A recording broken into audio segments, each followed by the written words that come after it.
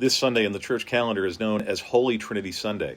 So I figured it'd be good to discuss why it is the Christian church confesses, in spite of how confusing it can be to understand, that God is triune, or one God, three persons.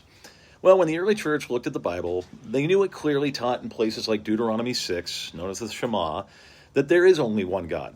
So they had to believe that. But the problem was the rest of the Bible made very clear statements about Jesus that said he was divine too.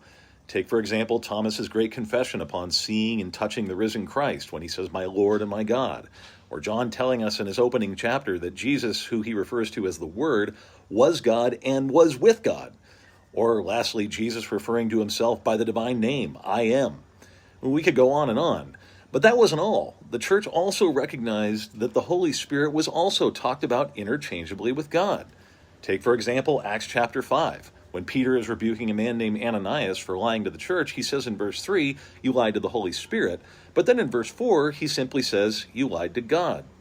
Upon recognizing the Bible clearly referred to each of these persons as God, and after much consternation and debate, the church formalized what we now confess as the doctrine of the Trinity, that there is one God and three persons.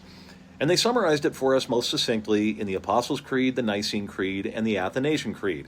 And that basically sums up why the church insists that God is triune this Holy Trinity Sunday.